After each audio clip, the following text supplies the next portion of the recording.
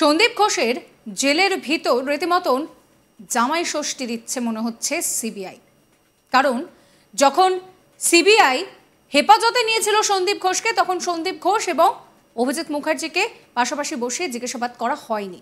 এরপর যখন এই কেসের শুনানি চলছে, তখন তাকে আবারও হেফাজতে নেওয়ার দাবি জানাচ্ছে সিবিআই। এখান থেকে প্রশ্ন উঠছে যে সিবিআই কেন কোনো রকম কোনো যে একদম সঠিক প্রমাণ সেটা সামনে আনতে পারছে না।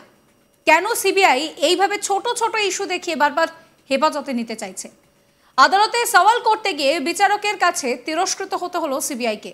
সোমবার 30শে সেপ্টেম্বর আদালতে সিবিআই জানায় যে ফরেন্সিক ল্যাবরেটরি থেকে পাওয়া টালা থানার সিসিটিভি হার্ড ডিস্ক এবং দুই অভিযুক্তের মোবাইল ফরেন্সিক রিপোর্টের ওপরে ভিত্তি করে দুজনকে পুনরায় জিজ্ঞাসাবাদের প্রয়োজন রয়েছে। শুধু সেই কারণেই দুই অভিযুক্তকে ফের হেফাজতে নেওয়ার আবেদন জানায় সিবিআই। অথচ 10 দিনে একাধিকবার সুযোগ থাকলেও সিবিআই এক মুহূর্তের জন্য জিজ্ঞাসাবাদ করেনি। এই নিয়েই পাল্টা প্রশ্ন অপরপক্ষের আইনজীবীদের।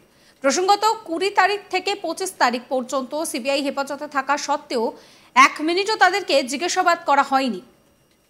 তাহলে কি কোনো রকম জিজ্ঞাসাবাদের প্রয়োজন না থাকা সত্ত্বেও শুধু জামিন আটকাতে ইচ্ছাকৃতভাবে তাদের বারবার সিবিআই হেফাজতে নিচ্ছে? এই নিয়ে একটি রিপোর্ট দেখাবো আপনাদের। হতাশাজনক। এবং তোমাকে যেটা শুরুতেই বলতে চাইবো, গতকাল মাননীয় বিচারকের একটি পর্যবেক্ষণ সিবিআই যে কালকে একের পর এক ঘটনায় একের পর এক ভুলে যে একের পর এক ভুলে যে সিবিআই কালকে নস্তানাবুদ হয়েছে রীতিমতো আদালতের সর্বসমক্ষে, সিবিআই যে বারবার তিরস্কৃত হয়েছেন, এবং সেই জন্য কিন্তু মাননীয় বিচারক একটি পর্যবেক্ষণ দিয়েছেন। তিনি বলেছেন CBI shouldn't B so casual in making application in court. অর্থাৎ সিবিআই কে এত গাছাড়া মনোভাব দেখানো উচিত নয় যখন তারা আদালতে কোনো আবেদন জানাচ্ছে। এই একদম কোট আনকোট এই মন্তব্য করেছেন মাননীয় বিচারক শিয়ালদহ আদালতের সিবিআই স্পেশাল বেঞ্চের মাননীয় বিচারক এই মন্তব্য করেছেন সিবিআই আইনজীবীর প্রতি। এখন প্রশ্ন হচ্ছে, কেন সিবিআই এর মতন একটি জাতীয় তদন্তকারী সংস্থা, যারা এই মুহূর্তে আমাদের রাজ্যের সব থেকে গুরুত্বপূর্ণ একটি অপরাধের, সব থেকে সেন্সিটিভ একটি অপরাধের তদন্ত করছে, যার দিকে তাকিয়ে আছে গোটা দেশবাসী, সিবিআই তদন্তের দিকে তাকিয়ে আছে, সেইখানে কিন্তু সেই জায়গায় দাঁড়িয়ে সিবিআই এর প্রতি এমন পর্যবেক্ষণ যথেষ্ট গুরুত্বপূর্ণ। এখন প্রশ্ন হচ্ছে, কেন আদালত কেন সিবিআই কে মিনিটে মিনিটে ভর্ৎসনা করেছে গতকালকে? তার কারণ কালকে যে শুনানি হয়েছে, সেই শুনানির বিস্তারিত যে নাটকীয় মুহূর্ত যদি আমরা দর্শকদের সামনে রাখি, তাহলে ব্যাপারটা অনেকটা এরকম। কালকে প্রথমে সন্দীপ ঘোষ এবং অভিজিৎ মন্ডল দুজনকে ভার্চুয়ালি আদালতে পেশ করা হয়। কারণ অভিজিৎ মন্ডল টালা থানার অফিসার ইনচার্জ, তিনি জেল হাসপাতালে ভর্তি, অসুস্থ হয়ে তিনি হাসপাতালে রয়েছেন, ফলে দুজনকেই কালকে ভার্চুয়ালি পেশ করা হয়। এরপর যখন সিবিআই আইনজীবী যখন বলতে ওঠেন, সেই সময় সিবিআই আইনজীবী মাননীয় বিচারককে জানান তারা এই দুজনকে ফের 3 দিনের সিবিআই হেফাজতে চাইছেন। এখন কি এই হেফাজতে চাওয়ার কারণ কি? তার নেপথ্যে একটি গ্রাউন্ড থাকতে হবে। সেই গ্রাউন্ডে বলা হয় যে তারা টালা থানার যে সিসিটিভি ফুটেজ, সেই সিসিটিভি ফুটেজের ফরেন্সিক রিপোর্ট হাতে পেয়েছেন, এবং সন্দীপ ঘোষ এবং অভিজিৎ মন্ডলের যে মোবাইলের ফরেন্সিক রিপোর্ট, সেই ফরেন্সিক রিপোর্ট তারা হাতে পেয়েছেন। এখন এই সিসিটিভি ফুটেজের ফরেন্সিক রিপোর্ট এবং দুজনের মোবাইলের যে ফরেন্সিক রিপোর্ট, সেই রিপোর্ট থেকে তারা বেশ কিছু নতুন তথ্য তাদের হাতে এসেছে, যেই তথ্যের ভিত্তিতে টালা থানার অফিসার ইনচার্জ অভিজিৎ মন্ডল এবং সন্দীপ ঘোষকে মুখোমুখি বসিয়ে ফের জিজ্ঞাসাবাদের প্রয়োজন রয়েছে বলে জানায় সিবিআই। এছাড়া আর অন্য কোনো কারণ সিবিআই জানাতে পারেনি আদালতে। তাদেরকে জিজ্ঞাসা করা হয় যে কি ধরনের নতুন বিস্ফোরক তথ্য তারা হাতে পেয়েছেন, কিন্তু সিবিআই শুধু দাবি ছিল এই একটি কথা, সেটা হচ্ছে সিসিটিভি ফুটেজ এবং ফরেন্সিক মোবাইলের যে ফরেন্সিক রিপোর্ট, সেই রিপোর্টের উপর ভিত্তি করে তারা ফের মুখোমুখি বসে জিজ্ঞাসাবাদ করতে চান দুজনকে। এই জন্যই তারা আরো 3 দিনের জন্য সিবিআই হেফাজতে চাইছে। কিন্তু কি লার্জার কনস্পিরেসি, কি বিস্ফোরক তথ্য, কি নতুন তথ্য, এই ব্যাপারে কিন্তু খোলাসা করতে পারেনি সিবিআই।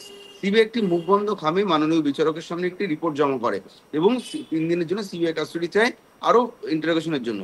এই সময় কিন্তু অপর পক্ষের যারা আইনজীবী, তারা রীতিমতো চেপে ধরেন সিবিআই আইনজীবীকে। তার কারণ তারা মাননীয় বিচারকের সামনে প্রমাণ করেন বিগত 10 দিন একাধিকবার সুযোগ থাকা সত্ত্বেও সিবিআই কিন্তু 1 মিনিটের জন্য দুজনকে জিজ্ঞাসাবাদ বা জেরা করেনি। তার কারণ অহনা তোমাকে জানিয়ে রাখি, গত 20 সেপ্টেম্বর থেকে 25শে সেপ্টেম্বর 5 দিন সিবিআই হেফাজতে ছিলেন সন্দীপ ঘোষ এবং অভিজিৎ মন্ডল। এবং 25 তারিখ থেকে গতকাল 30 তারিখ অব্দি 5 দিন জেল হেফাজতে ছিলেন দুজন।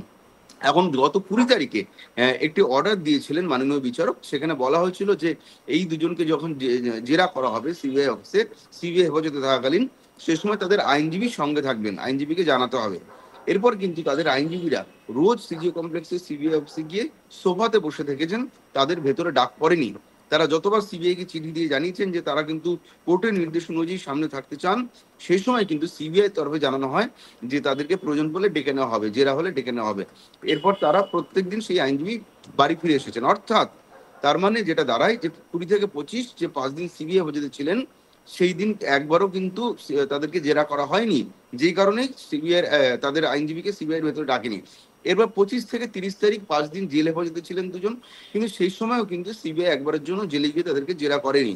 ফলে সব মিলিয়ে 5 দিন সিবিআই কাস্টডি এবং 5 দিন জেল কাস্টডি, এই মোট 10 দিনের হেফাজতে তা অভিজিৎ মন্ডল এবং সন্দীপ ঘোষ কিন্তু এক মুহূর্তের জন্য জেরা করেনি সিবিআই। এই বিষয়টি উত্থাপন করেন অভিযুক্ত পক্ষের আইনজীবীরা, এবং এই বিষয়টি যখন উত্থাপন করা হয় সেই সময় কিন্তু মাননীয় বিচারক সিবিআই এর কাছে এর জবাব তলব করে। সিবিআই কিন্তু এর কোনো সদুত্তর দিতে পারেনি। মূল যে অপরাধের ঘটনা, সেই ঘটনায় কিন্তু সিবিআই এর হাতে 1.5 মাসও কোনো ডেভেলপমেন্ট নেই। যে মূল অপরাধের ঘটনার যে তদন্ত, সেই তদন্তের কোনো মোড় আমরা দেখতে পাচ্ছি না। সেই ঘটনার কোনো মোটিভ এখনো পর্যন্ত সিবিআই জানাতে পারেনি। সঞ্জয় রায় ছাড়া অন্য কোনো দ্বিতীয় ব্যক্তি এর সঙ্গে যুক্ত কিনা সেটা সিবিআই জানাতে পারেনি। এবং কোন এই মূল অপরাধের বিষয়ে কিন্তু সিবিআই কোনো খোলাসা এখন পর্যন্ত করতে পারেনি। এবং সঞ্জয় রায় একমাত্র ধৃত, তাকে কিন্তু গ্রেপ্তার করেছিল কলকাতা পুলিশ। এবং তারপরে যে সন্দীপ ঘোষ এবং অভিজিৎ মন্ডলকে গ্রেপ্তার করা হয়েছে, তাদেরকে কিন্তু মূল অপরাধের সঙ্গে যুক্তের জন্য নয়, তাদেরকে তথ্য প্রমাণ লোপাট বা তদন্তের গাফিলতির জন্য তাদেরকে গ্রেপ্তার করা হয়। এবং এটা নিয়ে কিন্তু গতকালকে ফের প্রশ্নের মুখে পড়তে হয় সিবিআই কে।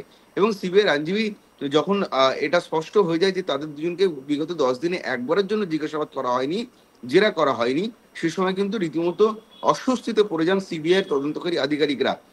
দেখো, সিবিআই এর আইনজীবী বা সিবিআই এর তরফে গতকালকে যে একের পর এক ভুলের ফলে তাদের যে মুখ পুড়েছে আদালতে, এবং তাতে কিন্তু যথেষ্ট অস্বস্তিতে পড়ে যান সিবিআই এর তদন্তকারী কর্তারা।